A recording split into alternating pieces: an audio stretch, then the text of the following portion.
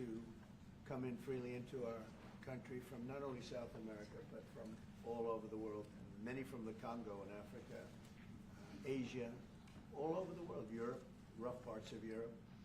And they came from prisons, and they came from mental institutions, and they came from gangs, and the gangs of Venezuela and other places. And hundreds of thousands and even millions of them came. 21 million people altogether, but many of the people that came, just a tremendous percentage of them were criminals, in some cases violent criminals. We had 11,088 known murderers. Half of them murdered more than one person. This was allowed by a man who, what he did to our country is just unbelievable. So we're straightening it out, we're getting them out. But what they did and what that party did to our country, open borders, anybody could come in. As soon as I heard that, I said, every prison's going to be emptied out into our country. That's what happened. And we're straightening it out. And we just had numbers. We had the highest recruiting numbers in the history of our country going into police departments. And a year ago, we had the lowest numbers. You couldn't hire a biggest police. change. Yeah. Nobody's From ever the seen lowest it. to the highest. And the military now, Marines, the Army, Air Force, Coast Guard, every slot is, I mean, we have the best numbers we've ever had. We call it recruitment numbers. And we've never had anything like it. We had records on at every single level. But very important, the policemen. The policemen are joining forces now that we're having a hard time with policemen because we weren't protecting our police. Yeah. And we cherish our police. The police are great, and the firemen and everybody else. But we have the highest numbers that we've ever had, the most enthusiasm. Great enthusiasm. And on trade and other things, we're doing great. We're taking in billions and billions of dollars. We made, 2 weeks ago, I gave them a little bit of a pause because, you have to show a little flexibility. But we go back to what we have to do. The markets have been very strong once they got used to it. But we were losing $2 billion a day. There's no company big like this. This is the biggest deal ever made. Now we're making $3 billion a day. We're a great country, but we had stupid people running this country, and I can say it. But what they've done to us at the border should never and can never be forgotten.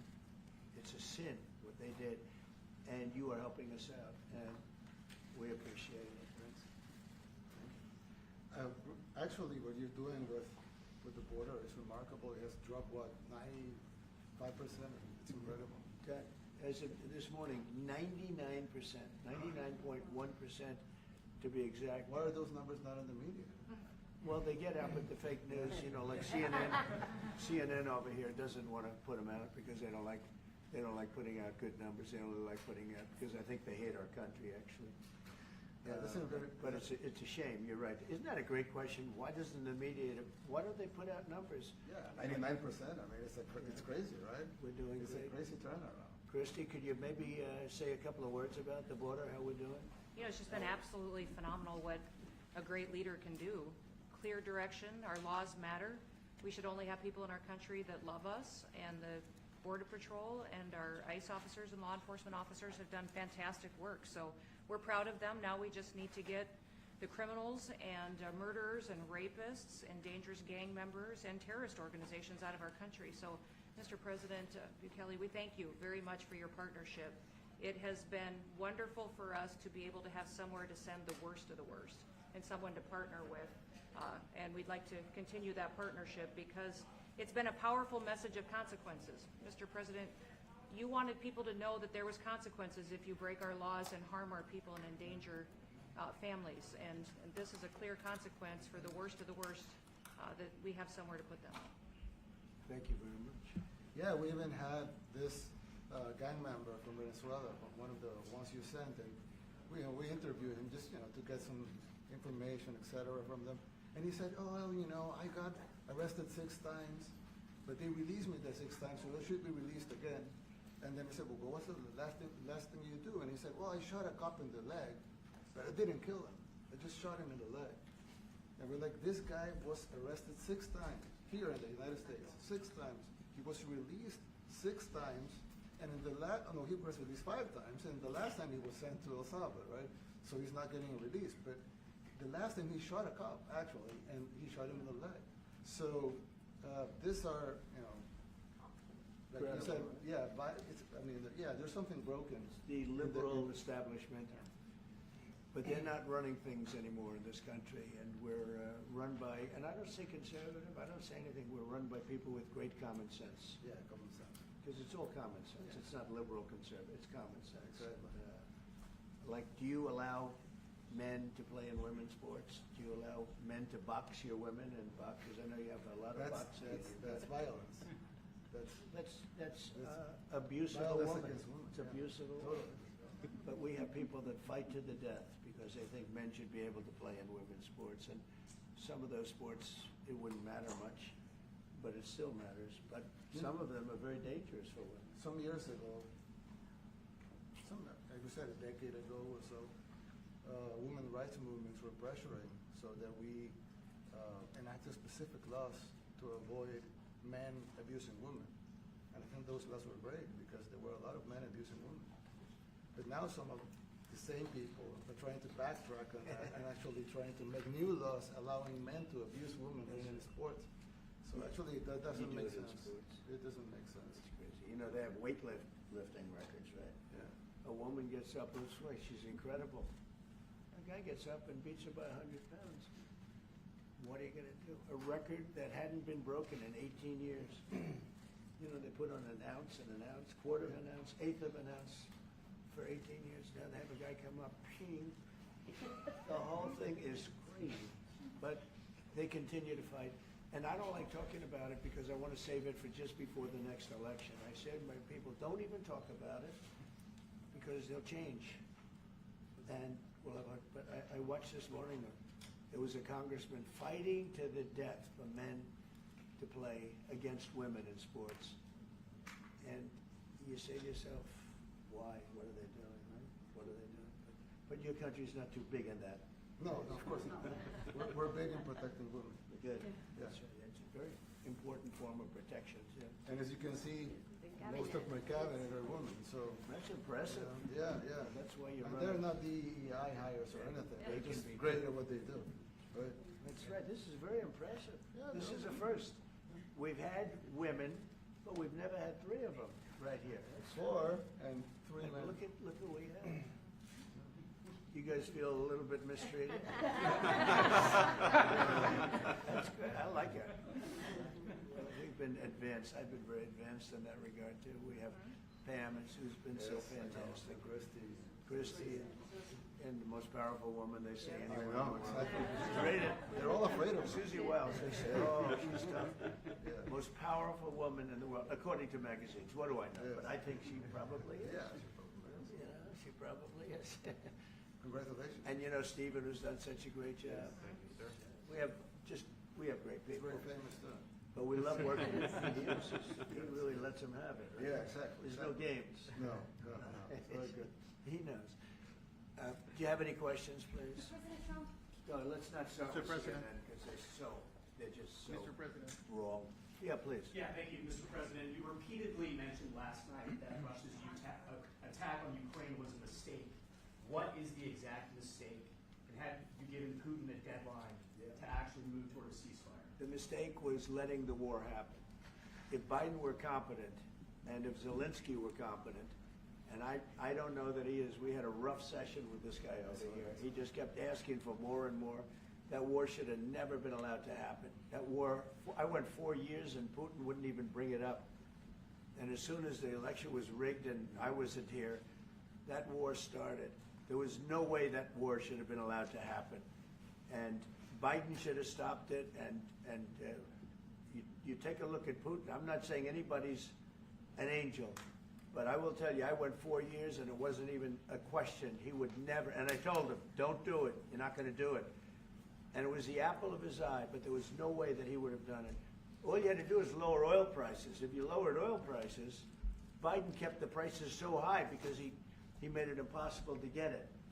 If you lowered oil prices, you would have never had the war. But you wouldn't have had it with me anyway. That war would have never happened.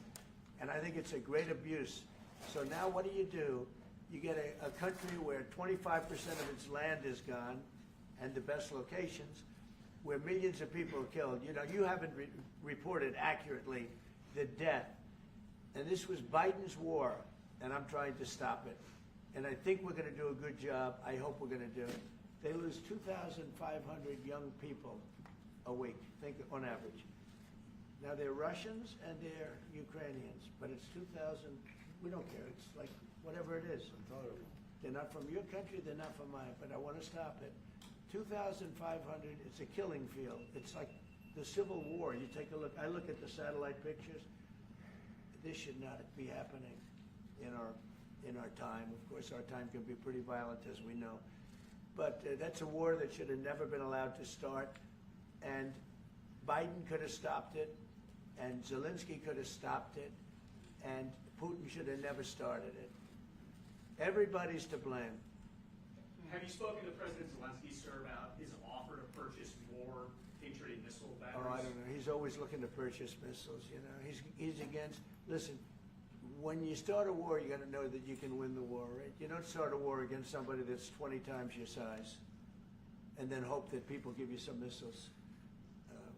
If we didn't give them what we gave, remember, I gave them javelins. That's how they won their first big battle with the tanks that got stuck in the mud, and they took them out with javelins. They have an expression that Obama at the time, Obama gave them sheets and Trump gave them javelins. But it's something that should have never happened. It's a really shame. The towns are destroyed. Towns and cities are, you know, largely destroyed. They have the spires, you know, the beautiful spires that go up. They say they were the most beautiful in the world in Ukraine for whatever reason, but the most beautiful in the world, they're mostly laying on their side, shattered and broken. And most importantly, you have millions of people dead. Millions of people dead because of 3 people. I would say 3 people. Let's say Putin, number 1, but let's say Biden, who had no idea what the hell he was doing, number 2, and Zelensky. And all I can do is try and stop it. That's all I want to do. I want to stop the killing. And I think we're doing well in that regard. I think you'll have some very good proposals very soon. Last question, sir. Have you attributed a motive? Have you attributed a motive through the FBI investigation behind the attack on Governor Josh Shapiro over the weekend? No, I haven't, but the attacker was not a fan of Trump, I understand, just from what I read and from what I've been told. The attacker basically wasn't a fan of anybody. It's probably just a whack job. And certainly a thing like that cannot be allowed to happen.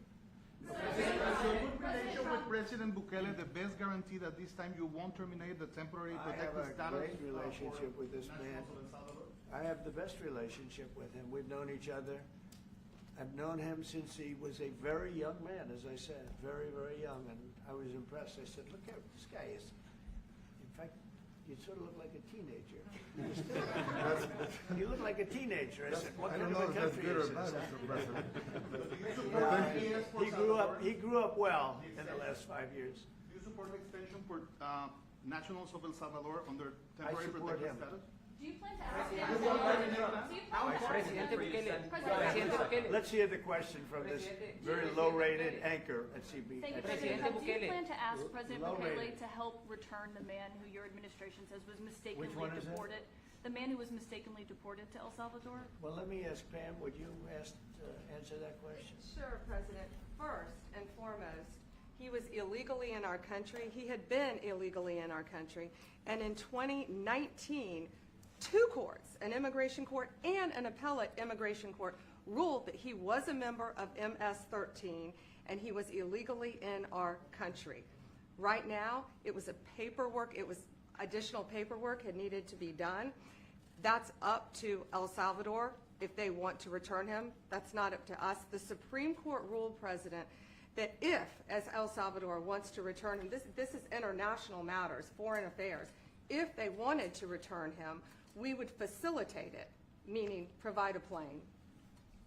So will you return him, And President Bukele? you are doing a great job. Thank you. ¿Usted estaría Mr. dispuesto a Miller, entregar- wait a minute. Can you just also respond to that question? Because, you know, it's asked by CNN, and they always ask it with a slant. because they're totally slanted because they don't know what's happening. That's why nobody's watching them. But would you answer that question also, please? Yes, gladly. So, as Pam mentioned, there's an illegal alien from El Salvador. So, with respect to you, he's a citizen of El Salvador. So, it's very arrogant even for American media to suggest that we would even tell El Salvador how to handle their own citizens as a starting point. As 2 immigration courts found that he was a member of MS-13. When President Trump declared MS-13 to be a foreign terrorist organization, that meant that he was no longer eligible under federal law, which I'm sure you know, you're very familiar with the INA, that he was no longer eligible for any form of immigration relief in the United States. So he had a deportation order that was valid, which meant that under our law, he's not even allowed to be present in the United States and had to be returned because of the foreign terrorist designation. This issue was then, by a district court judge, completely inverted, and a district court judge tried to tell the administration that they had to kidnap a citizen of El Salvador and fly him back here.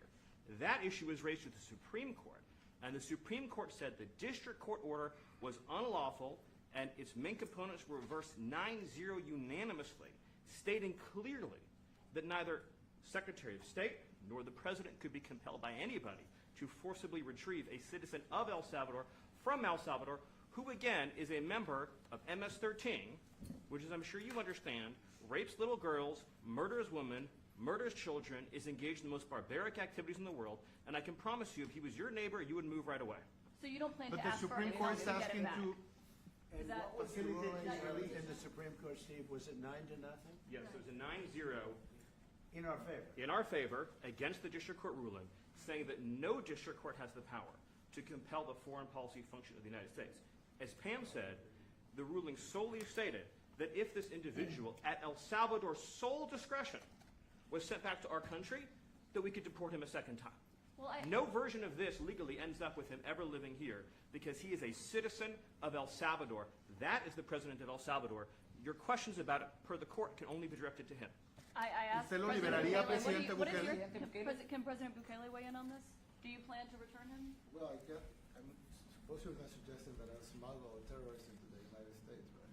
It's I mean, always how can I smuggle, how can I return him to the United States? Like, I smuggle him into the United States, or what do I do? Of course, I'm not gonna do it. It's like, I mean, the question is preposterous. How can I smuggle a terrorist into the United States? I don't have the power to return him to the United States. but you can release him inside El Salvador. Yeah, but I'm not releasing, I mean, we're not very fond of releasing terrorists into our country. I mean, we just turned the murder capital of the world into the safest country of the Western Hemisphere, and you want us to go back into releasing criminals so we can go back to being the murder capital of the world? No, that's not going to happen. Well, they'd love to have a criminal, Yeah, released into I mean, there's a fascination. They would love it. Yeah.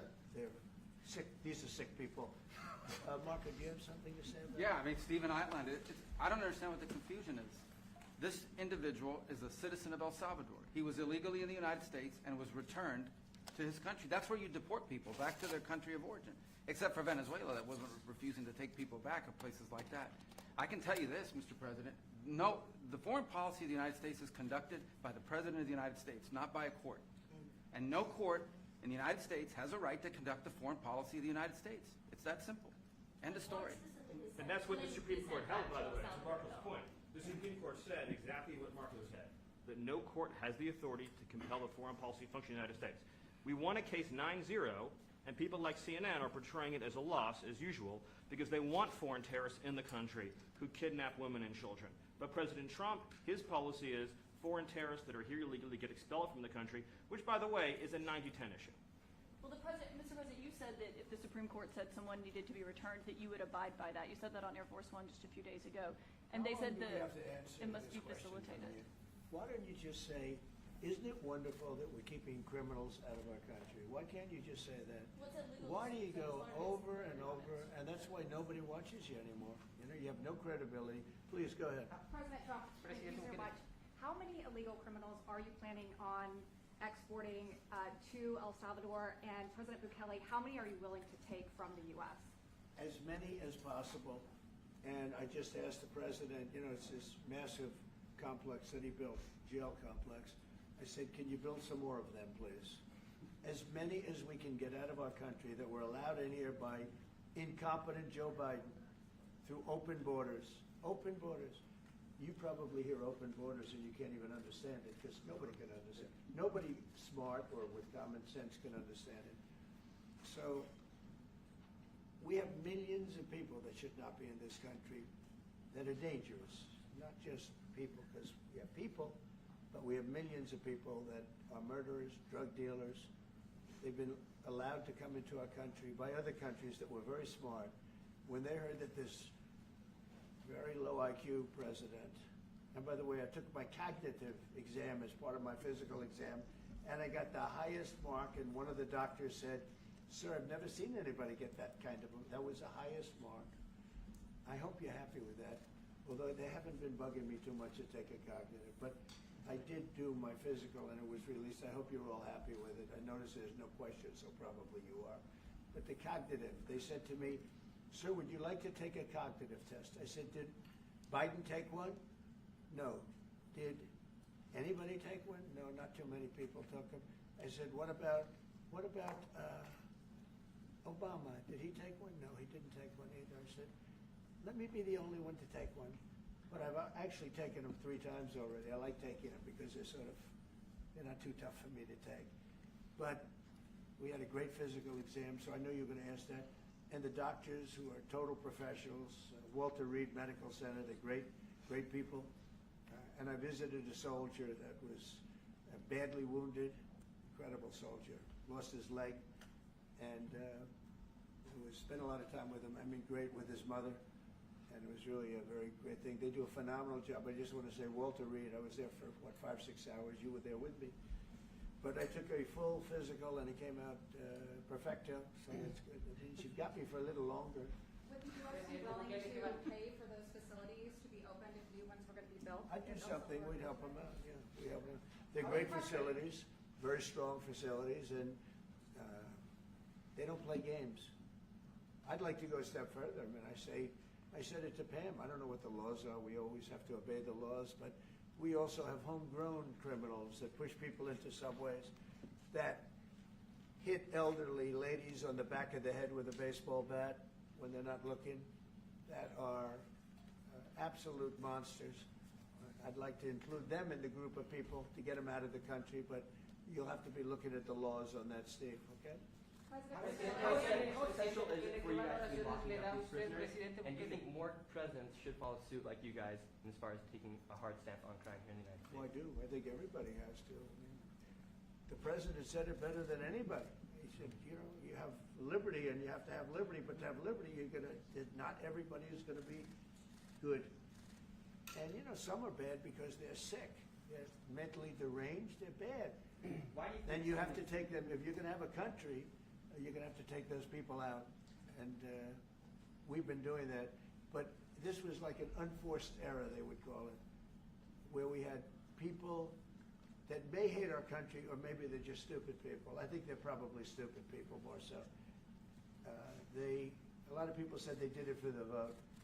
But I did better with Hispanic people than they did, because they always use Hispanic. I did better. You people love me. I saw my poll numbers in your country up through the roof, right? 91%.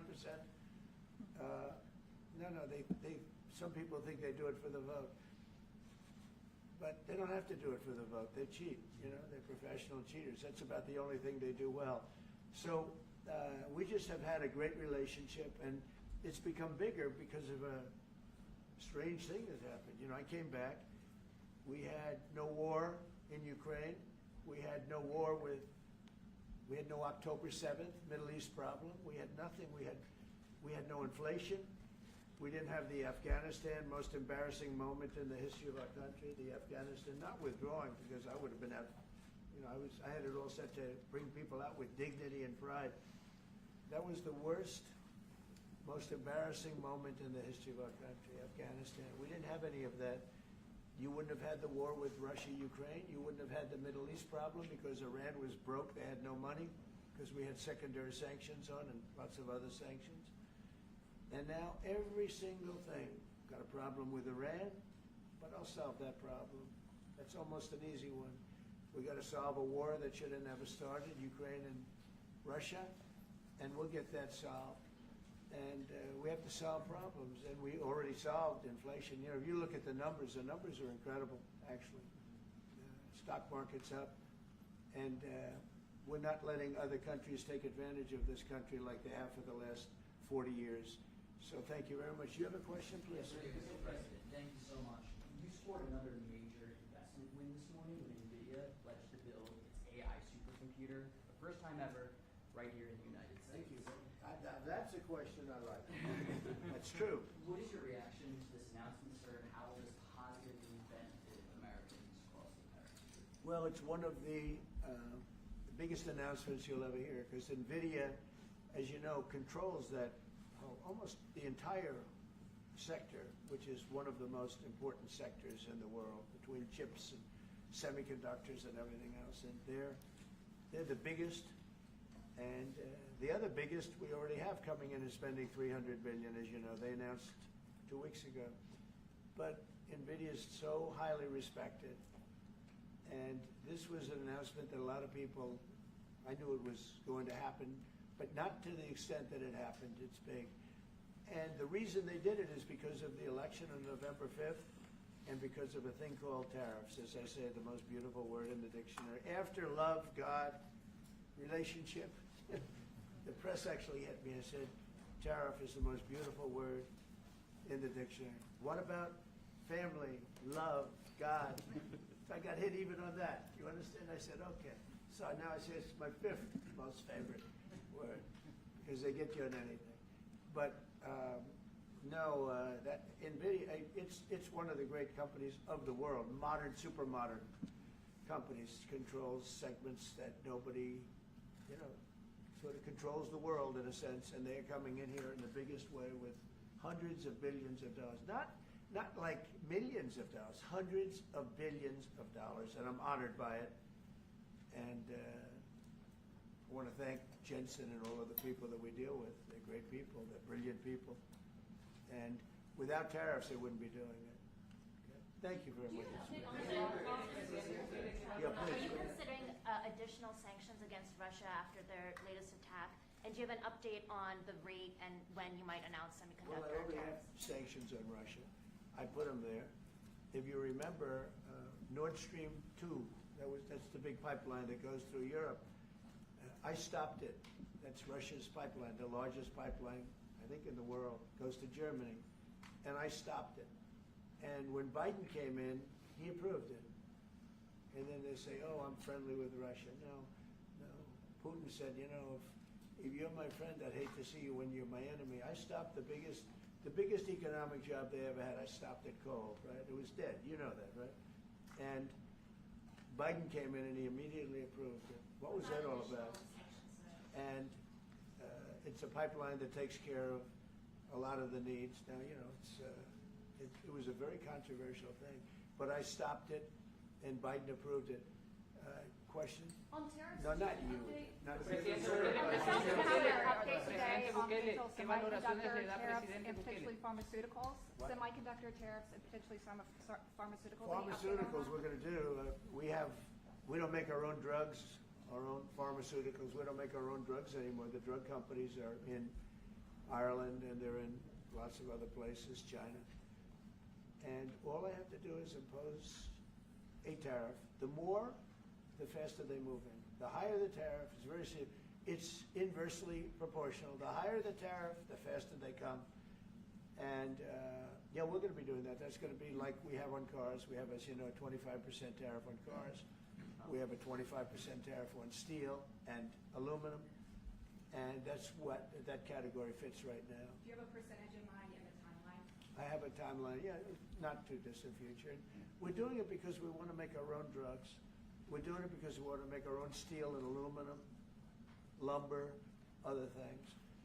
And they're all coming in. We have record numbers, $7 trillion. Since I announced, like a month and a half ago, since I came in, we have over $7 trillion being invested in the country. We didn't have $1 trillion. We didn't have $500 billion for some of these guys. They didn't know what the hell they were doing. So we have the largest investment that we've ever heard of, and we're only 2 months in.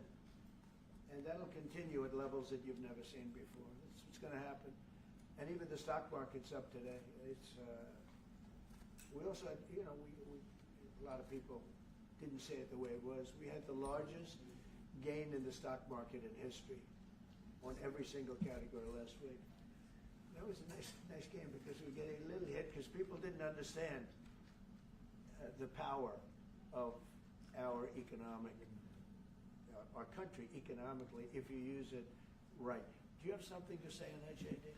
Yes, sir. I mean, look, for 40 years we have lost manufacturing capacity. Workers have seen their wages stagnate, and some of the most critical things that we need, from the pharmaceuticals, the drugs that we give to our children, the antibiotics that we give to our kids, to the weapons that we actually need to fight a war, if God forbid we had to fight a war, we don't make enough of that stuff. And so President Trump ran explicitly on changing that. Yes, as the President mentioned, it caused a little bit of disruption in the market, but I actually think over the long term, workers are going to benefit, stocks are going to go up, American businesses are going to benefit as we reinvest and reindustrialize our country. And the auto workers and the Teamsters and all of the unions, not traditionally Republican, but I'm winning those unions by, we're up 40, 50 points on the Democrats. They're losing everything. They're losing everything because they just have policies that are not believable. They fight for policies that are 5% popular, and nobody knows who the 5% are. I mean, nobody can find the 5%. But if you go back to Ohio, and by the way, we have the great championship team from Ohio coming in today, right? Very big day. And that's going to be a little bit later. And that'll be, if you want to stick around, I'll introduce you to some measures. You'll see some very large people, right? You'll see some people that even you have not seen people like this. These are big, these are 6'7", 380 pounds with no fat. Okay, that's pretty good, right? But the team, the national championship team, is being honored today at the White House, so that'll be exciting. If you're around, you want to stay around, I'll have you up there. You can tell them all about your prison, how you have to behave. Okay. Who else? On electronics. You said yesterday that you're making a decision on Iran very quickly. What do you mean by that? Is that a decision to strike They have to Iran? solve their problem very quickly. Iran wants to deal with us, but they don't know how. They really don't know how. We had a meeting with them on Saturday. We have another meeting scheduled next Saturday. I said, that's a long time. That's a long time. So I think they might be tapping us along. But Iran has to get rid of the concept of a nuclear weapon. They cannot have a nuclear weapon. He can't have a nuclear weapon. Nobody can have. We can't have anybody having nuclear weapons. We can't have nuclear weapons. And I think they're tapping us along because we're so used to dealing with stupid people in this country.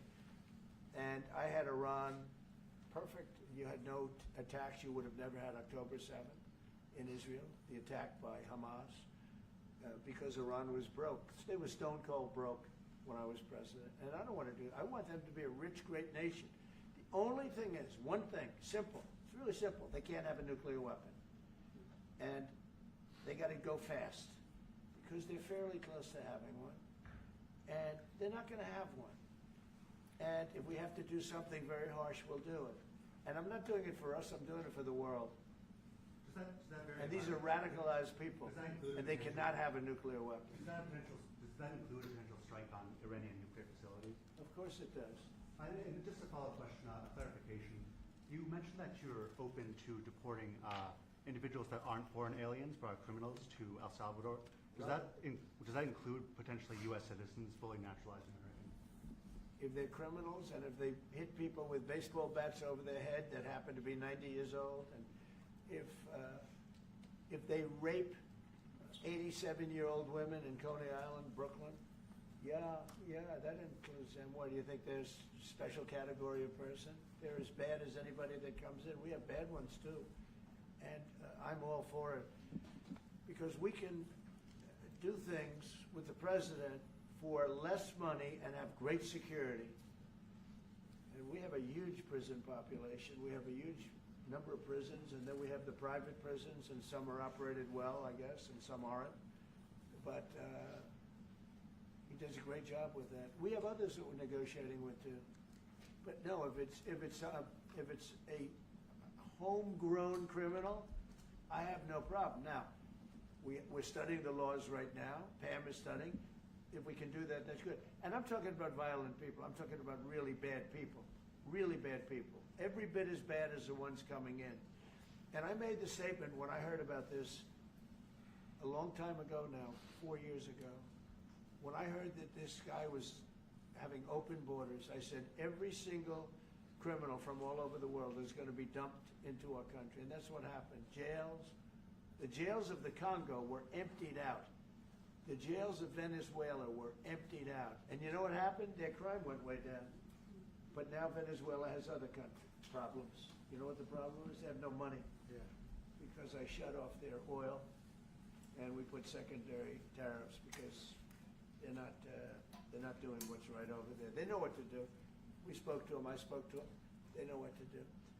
But they have no money. Venezuela has no money. But Iran had no money. And Iran behaved so beautifully. And then Biden took all those secondary tariffs on. I told China, you can't buy oil. If you buy oil from Iran, China, I told it to President Xi, then we no longer want you to do business with the United States of America. And those ships disappeared from that harbor so quickly. China. Get along great with China. Are the talks with Iran productive? Do you want to continue that? The talks with Iran, do you believe those are productive? Do you want to continue that? I think Iran could be a great country as long as it doesn't have nuclear weapons. If they have nuclear weapons, they'll never get a chance to be a great country. They will never get a chance. It won't even come close. Sir, on tariffs. Yeah. Yeah, thank you. Yesterday you mentioned short-lived product exemptions. Which specific products are you considering and how long is short-lived? Weeks, months? I'm looking at something to help some of the car companies where they're switching to parts that were made in Canada, Mexico, and other places, and they need a little bit of time because they're going to make them here, but they need a little bit of time. So I'm talking about things like that. What about any Apple products, other cell phones? Look, I'm a very flexible person. I don't change my mind, but I'm flexible. And you have to be. You just can't have a wall and you'll only go. No, sometimes you have to go around it, under it, or above it.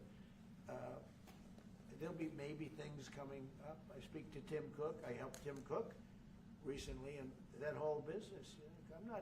I don't want to hurt anybody, but the end result is we're going to get to the position of greatness for our country. We're the greatest economic power in the world if we're smart. If we're not smart, we're going to hurt our country very badly. We lost with China over the Biden years trillions of dollars on trade. Trillions of dollars. And he let them fleece us. And we can't do that anymore. And you know what? I don't blame China at all. I don't blame President Xi. I like him. He likes me. I mean, who knows? Who the hell cares? Do you have any updates on talks But you know with what? China? What? Do you have any updates with talks with China? Let me just tell you this. I don't blame China. I don't blame Vietnam. I see their meeting today. Is that wonderful? That's a lovely meeting. They're meeting, like trying to figure out how do we screw the United States of America. Don't forget, the European Union was formed to do just that. The European Union was formed to hurt the United States and on trade. And they get us on NATO because they don't pay their bills. But now, since I got involved, they have been paying their bills. I took in over $600 billion for NATO. Nobody took in anything. I mean, they were all delinquent. They had 8 nations out of 28 paid their bills. The rest of them were way delinquent. And I said, if you don't pay your bills, we're not going to protect you anymore. And the money poured in over 600. The Secretary General last week made that statement. He said, I've never seen anything like it. We couldn't get anybody to pay because the United States was footing the bill for NATO. Well, we got hurt there, and we got hurt on trade, likewise, European Union. And they've got to come to the table. And they're trying to. They're trying to. But the European Union has taken terrible advantage. They don't take our food products. They don't take our cars. We have millions of their cars, BMW, Volkswagen, Mercedes-Benz, many others. They come in by the millions. They don't take. There are no Chevrolets in Munich, I can tell you that. I said to Angela Merkel when she was there, as she was letting millions of people infiltrate Germany, which was not so good we would call them illegal immigrants. but she made them legal. But I said to her, and I get along with her very well, I said, how many Chevrolets do we have in Munich or Frankfurt? Why, none, Donald, none. I said, you're right. And yet we take in millions and millions of cars. No, those days are over. Okay, thank you very much, everybody. Thank you, guys. Thank you, guys. Thank you, guys. Mr. President, can you comment on the FTC's case against Meta and Mark Zuckerberg? Thank you, press. Thank you, Nayib. Thank you.